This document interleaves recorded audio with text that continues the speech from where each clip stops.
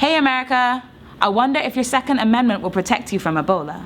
Or is this virus just another necessary defense from all the threats to your culture, you know, like brown people? Because it sure did do a pretty good job of wiping those West Africans out, so maybe it'll do the same for the problem in the USA.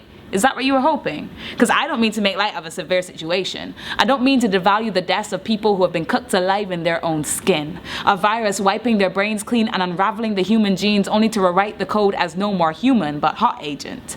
And it's not like we've not encountered it before. When humanity met the Filioviridis sisters years back on a date in 1967, we found that Marburg was the kindest, killing only 7 of her 31 victims in Germany, and well, who were we to judge? We've all got a past. And we knew she was the gentle one with an affinity for eyes and genitals, but it didn't go so well. And then when her bitchy big sister decided she thought humanity was fit in 1976 along the Zambezi between Sudan and Zaire, her introduction was fierce.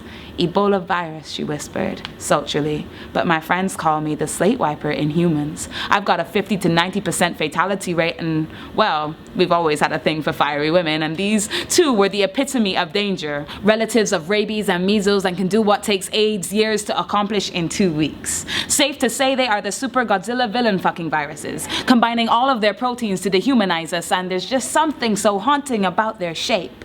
Filios ain't peppercorn circles like all the others. They're known as thread viruses, hair-like and spaghetti types that often loop over themselves like Cheerios or a hangman's noose.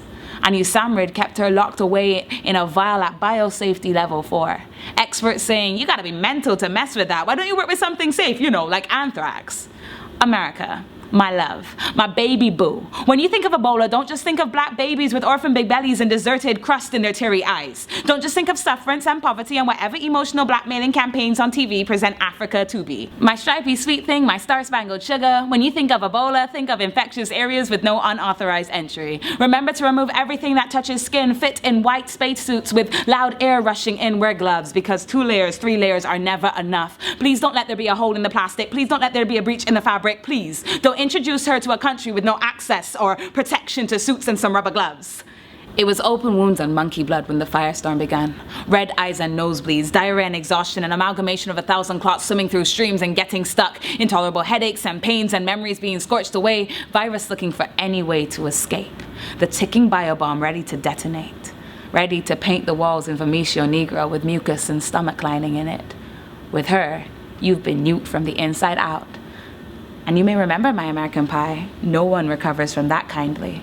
And if you don't survive, and they use the term crashing, envision every stable form inside your body collapsing into pools of blood and infection, and as it seeps through everywhere open, the virus has made you one of it and the culprit is attempting to kill again. A hot agent is not something to mess with, my friend. And this is what makes me mad, America. Since the death of Charles Bonnet, you've been looking into how it spreads, realizing it's blood-to-blood contact, but hearing it could be found in airborne tactics, and hoping there's no proof of that, but if the CDC, Center for Disease Control in Atlanta, has been doing research on this virus since 1980, why, in December of 2013, when the micro outbreak hit, did it take so long for America to show its face?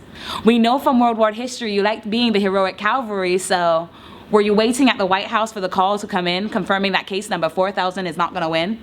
Or is it because African people are dying of so many different diseases anyhow, why should we feel obligated to get involved? I'll tell you why. When you come in acting like you are the be-all and end-all of how to contain a problem, don't then shy into shell when you're asked to be a little bit responsible. And why, my darling, my buggy boo baby, is Ebola Bundy Bugyo a patent in your country? Because I know it could only be so if it's been altered with by humanity. And I'm not done. When the 6 Americans and 1 Spaniard missionary got the virus while in the line of duty, why did you pull out your guy so quickly? And why did the Spaniard go home? And why was everyone so joyful when Dr. Kent lived but no one noticed when the Spaniard died? And why did we act surprised when the nurse at the hospital he was admitted into became the first recorded international transmissible victim, and why was that so terrifying? I'll tell you why, if you can tell me, if Spain has been working on a cure for the past 30 years that I don't know about. Is Spain a stable enough country to repatriate a man with one of the most deadly and contagious hunters we have yet to encounter? Answer me. I beg you, just answer me. Because if your negligence leads to genocide, who will hold you accountable? In writing this, it's become clear that actually apathy is the deadliest disease. No one's right to life is worth more than the other, which translates into no life is worth more than a Caucasian American's right?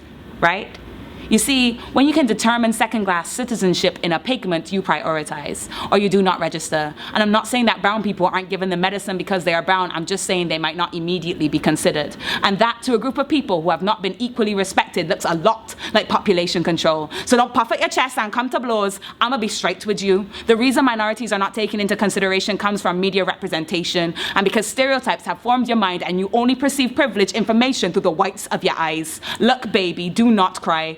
Ain't trying to scare you, because there are more terrifying things, you know, like drunk cars on wet roads, and like the fact that you can buy a semi-automatic rifle from the corner shop and take it to a primary school and let your frustrations out. I'm just saying, you have the right to bear arms and you have the right to defense, just as long as you're not the color of offense.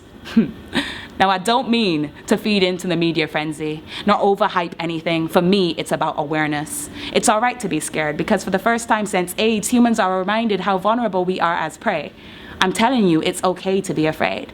But what is not okay is negligence, ignorance, and indifference. Some make jokes to deal when they're scared. I know I do. If we can laugh at something, it means it's not close enough to make us cry. But when the ferry went down in South Korea, the school children sang "My Heart Will Go On" until they drowned in tuneless irony. So I'm reading and writing and sharing so we can at the very least start discussing. But there's some discussions we can't have, can we, America? Because you can use guns to pull over black men on a seatbelt violation.